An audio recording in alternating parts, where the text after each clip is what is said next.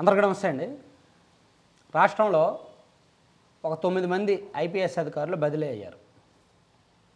ఆ తర్వాత దశలో మరో ఐపీఎస్ అధికారి 9 మంది ఐపీఎస్లు కాదు, 6 ఐపీఎస్లు, 3 ఐఏఎస్ అధికారులు బదిలీ అయ్యారు. ఆ తర్వాత దశలో మరో ఐపీఎస్ అధికారికి అస్సాంలో ఎన్నికల బాధ్యతలు అప్పగించారు. సో ఈరోజు బేవరేజెస్ కార్పొరేషన్ ఎండీగా ఉన్న హోదాలో ఉన్న వాసుదేవ్ రెడ్డి గారిని బదిలీ చేశారు. ఎన్నికలకు సంబంధం లేని విధుల్లోకి తోసేశారు. సో ఇవన్నీ అయ్యాయి. సో చిన్న చిన్న చేపలన్నీ కదులుతున్నాయి చెరువు నుంచి. ఇక అసలైన అత్యంత కీలకమైన పదవుల్లో పోస్టింగుల్లో ఉన్న ఒక 3 అధికారులు ఉన్నారు. వాళ్ళ ముగ్గురు బదిలీ మీదే కూటమి ఆశలన్నీ ఉన్నాయి. వాళ్ళ బదిలీ ఈ 15వ తేదీలోగానే జరగాల్సింది. అంటే నిన్నటికో మొన్నటికో జరిగిపోవాల్సిందే, బదిలీ అయిపోవాల్సిందే.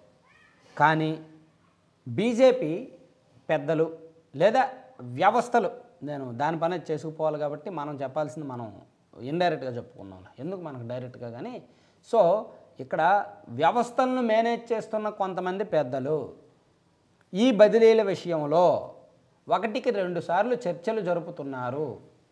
ఎందుకంటే ఇవి అత్యంత కీలకమైన బదిలీలు. రాష్ట్ర రాజకీయ ముఖ చిత్రాన్ని, రాష్ట్ర రాజకీయ ప్రచారాన్ని, ప్రభావాన్ని, నెక్స్ట్ 30 రోజుల పొలిటికల్ గేమ్ని మార్చబోతున్న బదిలీలు. అంత ఆషామాషి కాదు. ఐపీఎస్ పోలీసులకి బాస్గా ఉన్న ఒక ఆయన, ఇంటెలిజెన్స్ బాస్గా ఉన్న ఒక ఆయన, అడ్మినిస్ట్రేషనల్ సెక్షన్ మొత్తానికి బాస్గా ఉన్న ఒక ఆయన, వీళ్ళ ముగ్గురు కూడా ఒక పార్టీకి అనుకూలంగా ఉన్నారు అనేది ప్రతిపక్ష కూటమి ప్రధాన ఆరోపణ. ఈ ఆరోపణలతో అనేక సార్లు ఎన్నికల కమిషన్కు ఫిర్యాదులు కూడా చేశారు. ఆ ఫిర్యాదుల మీద ప్రత్యక్షంగానో పరోక్షంగానో విచారణ కూడా పూర్తయింది. సో విచారణ పూర్తయిన తర్వాత చర్యలు తీసుకుంటారా లేదా అనేది ఎన్నికల కమిషన్ ఇష్టం. కానీ దీనిలో పొలిటికల్ ఇంటెన్షన్స్, పొలిటికల్ ఇన్ఫ్లుయెన్సెస్ ఖచ్చితంగా ఉంటాయి, డిస్కషన్స్ ఖచ్చితంగా ఉంటాయి. పావులు కదిపే వాళ్ళు పావులు కదుపుతారు, అడ్డుకునే వాళ్ళు అడ్డుకుంటారు, రకరకాలుగా జరుగుతాయి. సో ఇప్పుడు యాక్చువల్లీ ఒక వారం రోజుల కిందటే బదిలీ జరిగిపోవాల్సింది. ఈ బదిలీలు వారం రోజుల కిందటే జరిగిపోవాలి. ఈ 3 కీలకమైన అధికారుల బదిలీలు జరగాలి. ఎప్పుడు నాకు 9నో 10నో అన్నారు అయిపోద్దని, ఒక అత్యంత కీలకమైన సోర్స్ ద్వారా. కానీ అవ్వలేదు.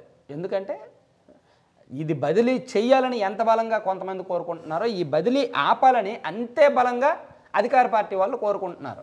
సో అటు నుంచి ఆ లాబింగ్ ఉంటే ఇటు నుంచి ఈ లాబింగ్ ఉంది.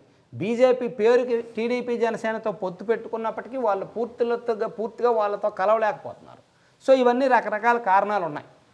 సరే, ఇంత సోది చెప్తున్నాను కదా, ఫైనల్గా ఒక మాట చెప్పకపోతే ఎలా. నెక్స్ట్ 48 అవర్స్లో, ఇప్పుడు నేను ఈ వీడియో రికార్డ్ చేస్తున్నది 5 గంటలు, కరెక్ట్గా 5 గంటలు, ఏ రోజు 16 ఏప్రిల్ 5 గంటలకు రికార్డ్ చేస్తున్నా. మేబీ రిలీజ్ అయినప్పటికీ ఈరోజు నైట్ రిలీజ్ అవ్వచ్చు, 8కో 9కో రిలీజ్ అవ్వచ్చు. సో నెక్స్ట్ 48 అవర్స్లో ఎనీ టైం కొన్ని కీలకమైన బదిలీలు ఉంటాయి, ఉండాలి, లేకపోతే ఇంకా లేనట్టే. ఎందుకంటే 18వ తేదీలోగా నోటిఫికేషన్ వచ్చేలాగా జరగాలని అందరూ కోరుకుంటున్నారు. అలాగా జరిగితేనే వ్యవస్థలు నిష్పక్షపాతంగా పనిచేయగలవు అని కూటమి నమ్ముతోంది. ఒకవేళ జరగకపోతే ఇంకా ప్రెజర్ ఉన్నట్టే. అప్పుడు ఎన్నికల గేమ్ని, వైసీపీ ఆడే ఎన్నికల గేమ్ని ఎవరు ఆపలేరు, ఎవరు అడ్డుకోలేరు. పోలీసులు ఇంకా ఒకవైపే ఉంటారు, ఒకవైపే చూస్తారు అని అయితే ఫిక్స్ అయిపోవచ్చు. సో అప్పుడు కూటమికి పోల్ మేనేజ్మెంటు, పొలిటికల్ గేము అన్నీ కష్టమే. అందుకే ఈ బదిలీల మీదే ఆధారపడి ఉంది political game, next 30 days game. ఆ బదిలీల మీద కూటమి చాలా ఆశలు పెట్టుకుంది, చివరి ఆశలు పెట్టుకుంది. చివరి 48 గంటల్లో, నెక్స్ట్ 48 గంటల్లో ఏదైనా జరగవచ్చు. అంటే 16వ తేదీ కాబట్టి 18వ తేదీ మధ్యాహ్నంలోగా ఏదైనా జరగవచ్చు అని ఆశిద్దాం. Thank you.